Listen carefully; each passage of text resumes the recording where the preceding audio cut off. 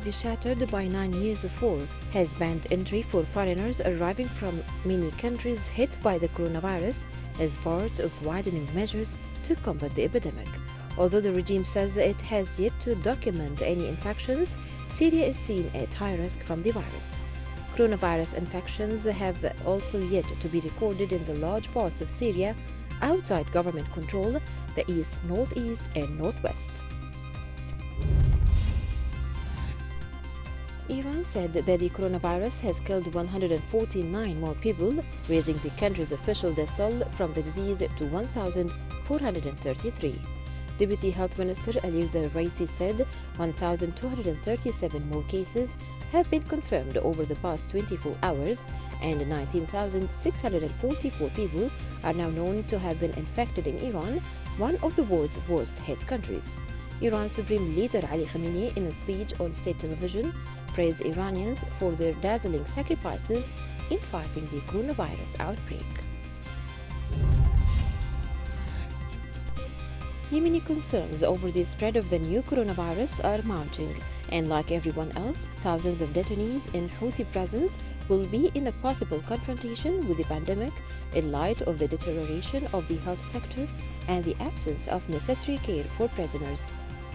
Geneva-based SAM Organization for Rights and Liberties called on Yemen's conflicting authorities to release all detainees held across prisons in Yemen as a precautionary measure against the virus. The call to release the detainees comes at a time government sources estimate the presence of more than 18,000 prisoners in Houthi detention camps. Most of those arrested are political prisoners Houthis detained over the years. Saudi Arabia announced new emergency stimulus measures on Friday that took its support for the economy to more than $32 billion. The Saudi Central Bank said last week it had prepared a 50 billion riyals, which is $13.32 billion package to help banks and small and medium-sized enterprises cope with the economic impact of the coronavirus. Under the package announced by Finance Minister Mohammed Al-Jad'an, 70 billion riyals will be set aside to help businesses with measures such as exemptions and postponements of some government fees and taxes. The head of the Command and Control Center in the Riyadh region, Mohammed Tuwaijeri, confirmed that preventive measures to combat the new coronavirus outbreak are being implemented with relevant authorities and boards convening daily to assess the situation. Al-Tuwaijeri pointed out that arrivals in the country over the last period are being quarantined in 5-star and 7-star hotels. He noted that 13 hotels in Riyadh have been equipped and transformed into quarantines. He highlighted that more hotels are available for transformation should the need arise as the kingdom continues to evacuate citizens from the coronavirus-hit countries worldwide. Citizens brought back are being quarantined for 14 days.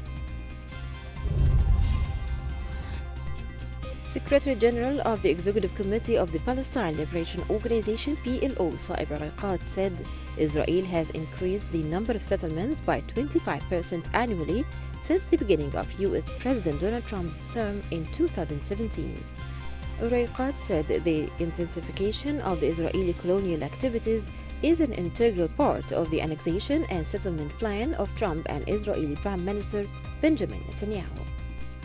Erekat explained that the ignorance and arrogance of Trump's Middle East team has led to blind political ideology, which could be considered a threat to international law. He also indicated that this has allowed the figures to continue growing as they deny Palestinians their rights. Major General Ahmed al-Mismari, spokesman for the Libyan National Army, led by Field Marshal Khalifa Haftar, said that the Army's General Command was mulling calls by the UN mission, friendly countries, and the Libyan people for an immediate cessation of hostilities in Tripoli to confront the novel coronavirus. Mismari said he expected the Army leadership to make a decision in the coming hours despite many obstacles, mainly ongoing threats and the rising number of Syrian mercenaries and Turkish elements in Libyan territories.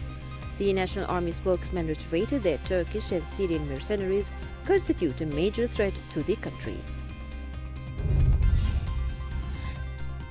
Egyptian Foreign Minister Sameh Shoukry has met with Tanzanian leaders to press Cairo's case in the dispute with Ethiopia over the Nile Dam on his third stop in Africa.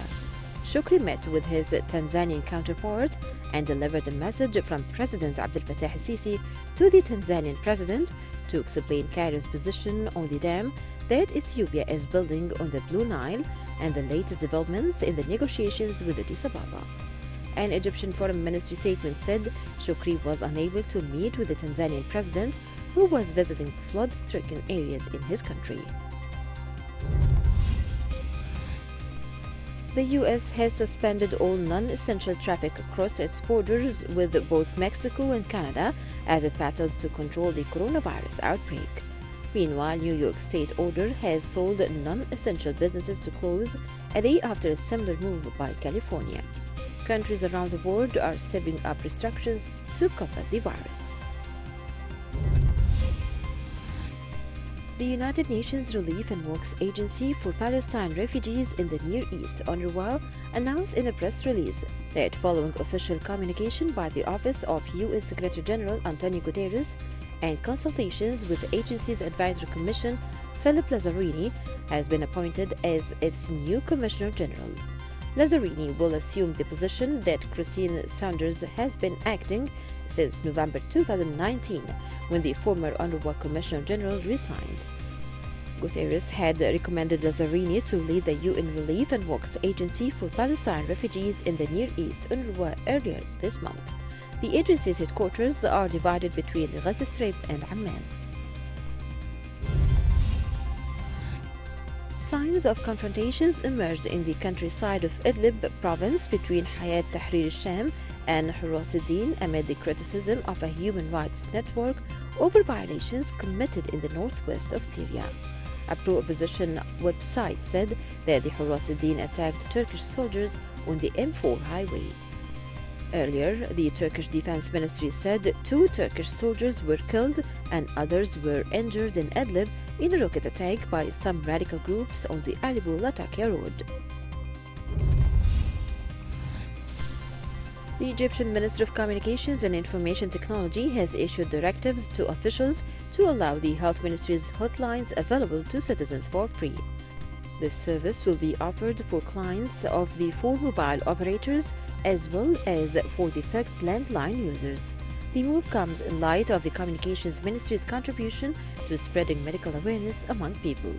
It also comes as part of the state's precautionary measures to confront the novel coronavirus pandemic.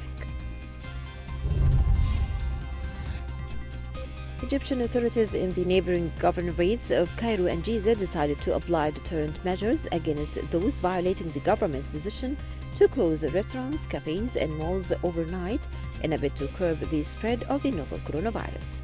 Egypt reported 46 new coronavirus cases and a fatality, bringing the total number of patients to 256 and raising the death toll to 7.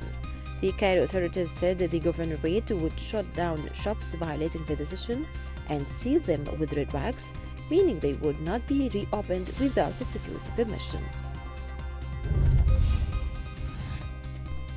Egypt's Ministry of Health called on all Egyptians returning from Saudi Arabia after performing Umrah to isolate themselves at homes for 14 days as a preventive measure against the spread of coronavirus COVID-19.